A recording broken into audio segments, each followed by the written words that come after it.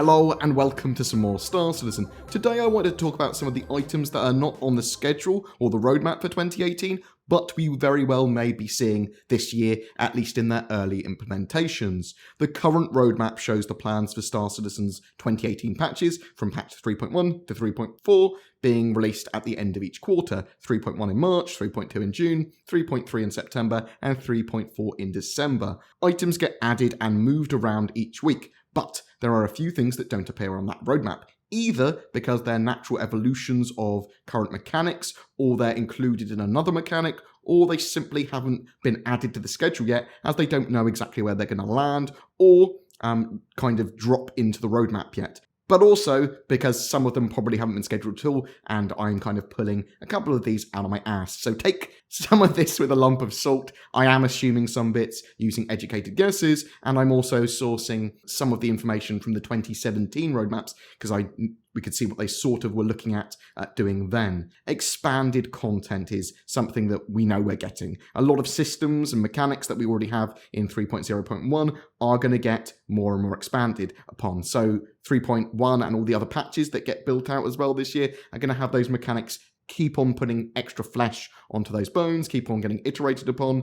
Missions will get much more variation, for example, from patch to patch in 2018, with mechanic-specific ones for salvaging, mining, land protection, full planet/moonside missions with AI and NPCs on the ground running around, surveying, that sort of stuff. You're going to get missions focused on bounty hunting, escorting, rescue, smuggling, FPS, shipboarding and capture. The mission modular variants will get more and more complex, giving you a very different experience every time you play, even if you play similar types of mission. So from every patch, expect more and more expanded content of the mechanics you already have, just more variants, more flesh on the bones, basically. Ships-wise, the Cutlass variants and the Vanguard variants are all extreme possibilities to be seeing in 2018. They've all received at least some work, and their parent ships are flyable. Again, the Hull C is a potential another one. It has issues when it's collapsing and expanding at the moment, but if that gets fixed, then expect to see it this year flyable. Potentially some other ships too. The Carrack, the 890 Jump are potentially longer term, but we could see them this side of 2018. They were on the schedule in 2017 to have some work done on them. Squadron 42 has various ships which are ready, but currently unreleased due to them being held for Squadron 42 for various reasons. Admittedly, some of them would need some work to have them in the PU as flyable ships, but some of the Vandal ships and AI-only ships could be put in the PU for missions or Vandal Swarm updates and that sort of stuff. Again, there is a whole fleet of military ships and variants for the humans too, just waiting to be added to the persistent universe. Capital ships, object container streaming and its associated features, which are coming in 3.3, along with server meshing and lots more network optimization in 3.4, could open the gateway for capital ships to be added to the persistent universe. We've seen the Idrises fighting at Gamescom 2017 in an enclosed environment, admittedly at LAN, but we know that the Javelin and Idris are pretty much flight ready, and they just need the server tech to support them. Possibly one of the most wanted features is being able to purchase ships with Alpha UEC in the persistent universe. This was loosely targeted at a 3.1 release, but is much more likely to be in 3.2 now. We will also see more things to buy, commodities, ship weapons, and additional stuff to items that we already have, so more and more things to put into ships, more and more armor types, more and more weapons. Ship weapons and some of the items there as well do require purchase kiosks with their own inventories and own stylized UIs to be completed as well, so just bear that in mind. Multi-crew is a core mechanic for Star Citizen, and they are constantly working on turrets, consoles, and that sort of stuff for crewmen to do, and for multi-crewing to be not just important, but preferable when flying with human crew members. In general, expect time to kill on larger ships to increase, so multi-crew means more. Players can run around and repair systems and items that might get damaged. Simple changes of fuses or simple hand repairs or replacing the entire component by hand should be in that repair system coming with 3.2, or at least iterated upon a little bit later in the year. We're also at some point going to see ship and vehicle permissions for players, giving certain players rights to use certain ship systems, MFDs, consoles, chairs, as well as access to certain doors. You might only want 1 or 2 players to be able to pilot your ship, one to use a particular weapon slot. Only the captain might be able to access his toilet door or his quarters. This should allow the sharing of ships much more safely as well. Ship painting is another one that was shown off a couple of years ago. The tech is there for us to be able to change skins on our ships and even customize the paint jobs on a simple change the color level, just like a couple of colors change my saber into a white and red saber, that sort of thing. Hopefully that will be integrated this year. Docking is also on the cards. This would be larger ships linking with stations rather than landing on them because they're either too large or because it's more sensible for them to dock in for a certain reason. Or this is also the P-52, I suppose, linking with constellations. This requires multi-grid tech, which is currently being worked on and should allow for lots of cool stuff like that. And there's also going to be various death flourishes and things for ships, making sure that when you actually deal damage to a ship, it doesn't necessarily just blow it up when its health reaches 0. There'll be lots of different death flourishes. There'll be ships that are just critically damaged and unable to be repaired. So you can board them, you can salvage them, and that sort of stuff as well. And they're not just going to be a small pile of debris. There are a good amount of other mechanics that might see playability in 2018 too. Some of them have been omitted, I suppose, because they're part of other mechanics or they have no idea where they're going to land. Scanning. This has been being worked on for a long time and was almost ready for the Squadron 42 vertical slice. In fact, some of the mission where you're supposed to be detecting Trejo's Avenger, that was supposed to see lots of different false positives, and you were supposed to be exploring around in that little debris field there. Expect the first iteration in the persistent universe for scanning to be used for detecting specific types of signal, for signposting with missions, finding points of interest, finding pirates, players and derelicts, that sort of stuff. Eventually it will allow for more focused scanning of areas, precision scans, and much more tactical gameplay as well, detecting, possibly even for surveying, I suppose. CIG did also say that Tessa Bannister missions would be coming back once scanning is in the PU, so that's something to look forward to as well. She was basically the original mission giver that they took out for 3.0, but as I said, she should be coming back. Star Marine should be getting all the updates the persistent universe gets as well, so more items and weapons and armors and that sort of stuff. Also, I expect them to bring everything together with rec being earned in Star Marine and you being able to purchase items for Star Marine with that rec too. That's actually a nice segue into some first-person shooter stuff. They've been working on gadgets, so things like personal deployable shields, claymores, C4, hologram projectors may very well be in this year. We know there's hand welders and that sort of stuff that they're putting in. Weapon customization rails and skins have also been worked on, so at some point you'll be able to apply skins to your weapons, potentially your gear and other armor, I suppose, as well as change the sights and change parts of your weapons with different mods and magazines. And I think that ship weapons are getting something similar to that customization-wise. We're definitely going to be able to overclock our stuff with the science kind of things and get other players to overclock our items or shops to overclock our items as well, but I think that's a little bit further off overclocking. They have been working on ammo types for first-person shooter and ship weapons, but I don't know how far that is along either. They are adding more damage types and that sort of stuff as well. We might see stun for the FPS stuff so that bounty hunting can work a bit better, but in the short term that's likely just to be the same as killing someone, I suppose. Some medical gameplay as well has been worked on. They've worked on down states in 2017. The basic field medic stuff has been talked about with buffs and debuffs, players going down, bleeding out.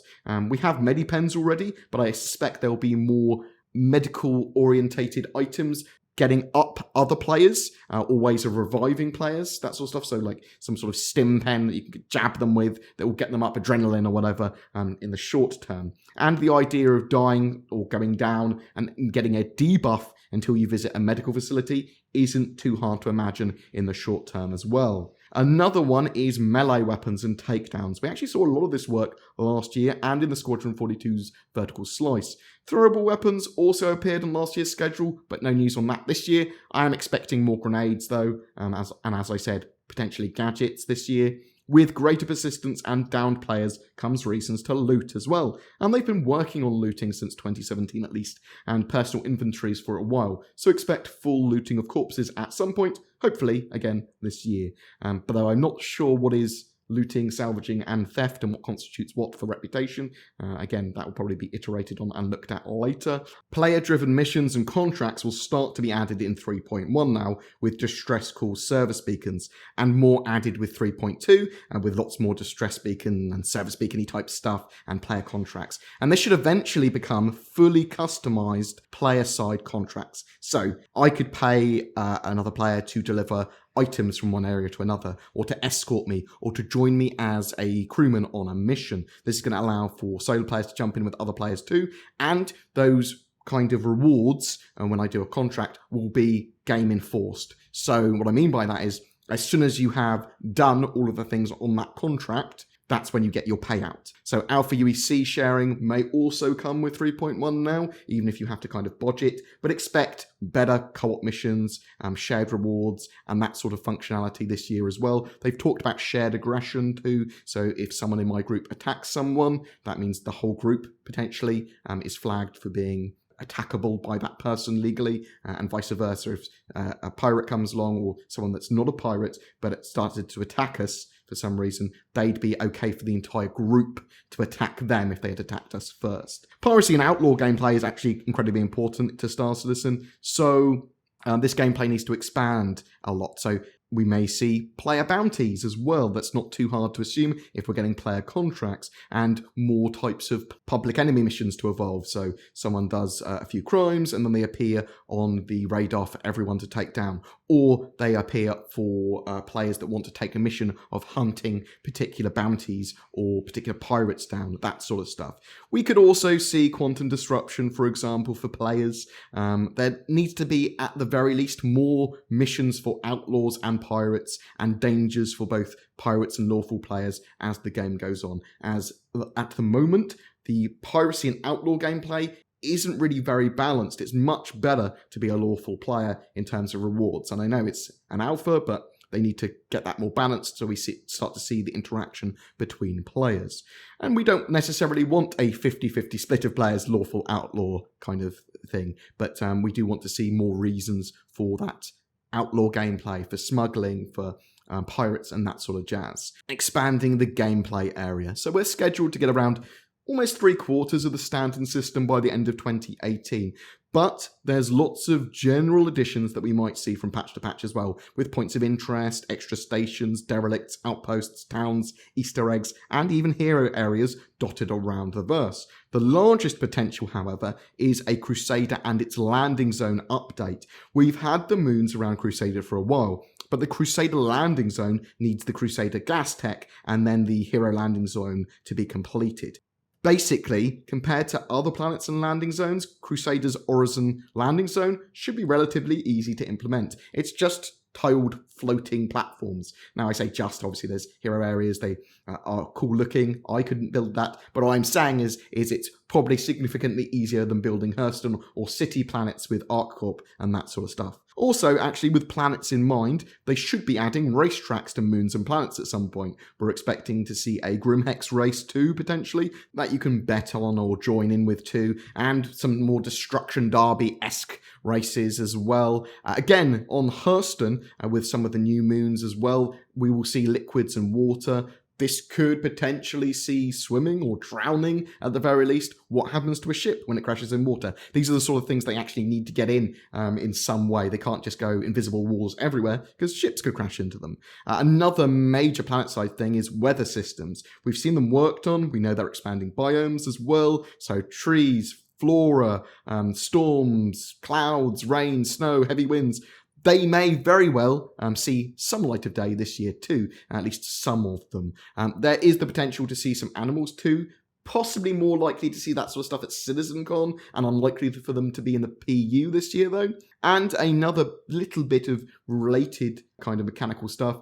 Oxygen is in at the moment in the room system, but that room system is a lot more. Pressure and varying atmospheres could start to be added, meaning that things like explosive decompressions can happen when ships get damaged in certain ways or doors are opened in space. But you also see toxic areas, poisons, radiation, and other environmental hazards, which may debuff you, injure you, kill you. Land claim mechanics are planned for this year, and potentially some survey mechanics planned for that as well, all in 3.4 actually. But we also have the potential that they will allow allow us to spawn outposts or otherwise put structures on our land too. They want there to be some form of gameplay there. They want there to be missions and reasons for having land. So expect surveying, expect something to do with those land claims. For a lot of these mechanics and additions, persistent data is essential. The ability to log out and be in the same place when you log back in, changes to reputations and pretty much all of your gear and items to persist correctly, and all your character data to be saved and tracked. Shops and server data to save even if they crash or restart.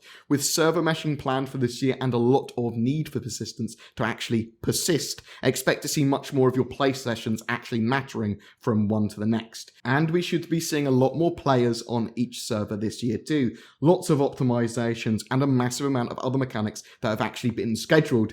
Links below to my videos actually on 3.1 to 3.4 schedules. Also, starting this week, we will look at the progress and changes to that roadmap as they do add things and move things over.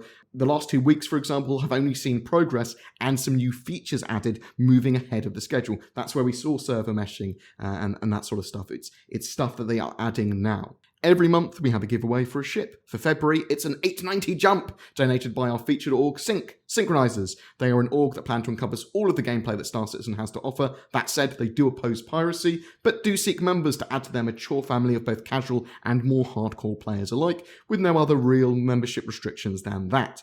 Links below if you're interested in checking them out. They do have an active Discord and are playing Star Citizen now. All you need to do to be in for a chance of winning that 890 jump though is be subscribed to my YouTube channel and then comment on any of my Star Citizen videos during the month. Do you have any questions about what we talked about the roadmap, about the schedule, about Squadron 42 or Star Citizen's development, gameplay mechanics, or suggestions for videos? Chuck them in the comments below. A special thank you to my Patreons who allow me to create the amount of content I do. If you are interested in becoming one of those fine gentle peoples, then please find the links to Patreon down below as well as everything else we've discussed too.